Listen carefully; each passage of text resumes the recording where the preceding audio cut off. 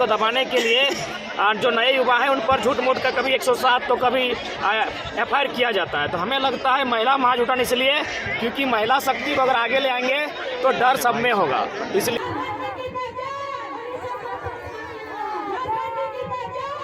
तो हमने देखा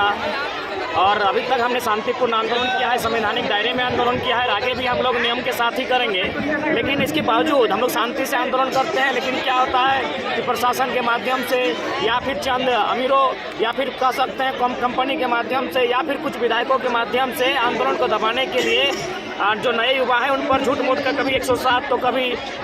FIR किया जाता है। तो हमें लगता है महिला महाजुटन इसलिए क्योंकि महिला शक्ति को अगर आगे ले आएंगे तो डर सब में होगा, इसलिए इन्हें आगे लाने का मकसद हमारा यही है कि हमारे पास जो भी चीज़ बचा है उसे बचा कर रखने के लिए, सहेज कर रखने के लिए आज महिलाओं को, हमारी माँ बहनों को आगे आना होगा। क्योंकि पिछले कई सालों से झारखंड लगातार अपने ज्वलंत मुद्दों के साथ लड़ाई लड़ रहा है, लेकिन बावजूद इसके आज इसे अधिकार नहीं मिल पाया है। आप जिस क्षेत्र में आज आप लोग खड़े हैं, सरायकेला जिला, आज झारखंड का सबसे कह सकते हैं औद्योगिक दृष्टिकोण से सबसे काफ़ी विकसित जिला होना चाहिए था। यहाँ के लोगों के पास रोजगार के अवसर होना चाहिए था, लेकिन आज अन्य राज्यों के लोग नौकरियाँ उनको बांटी जाती हैं, चंद मुट्ठी भर विधायक अमीर हो जाते हैं। लेकिन जिन्होंने जो जमीनदाता आज तमाम फैक्ट्रियाँ जो देख सकते हैं, कहीं आपका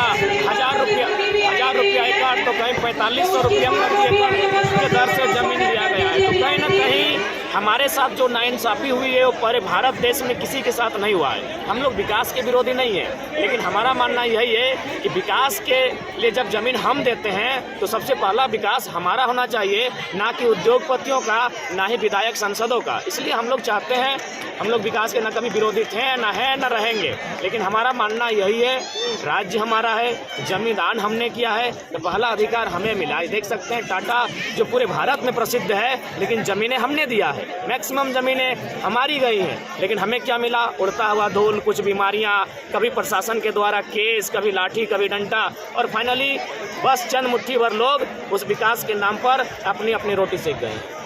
रिस्पॉन्स आप देख सकते हैं और हमें तो ऐसा प्रतीत हो रहा है कि पुरुषों की तुलना में आज महिलाएं अपने अधिकार को लेकर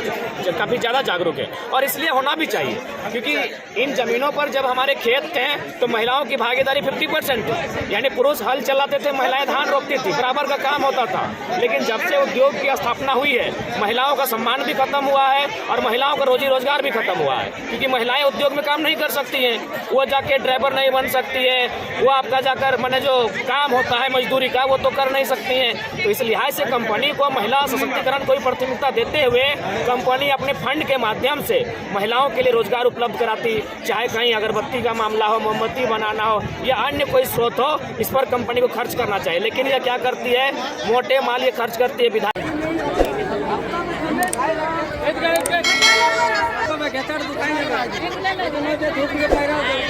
दुकान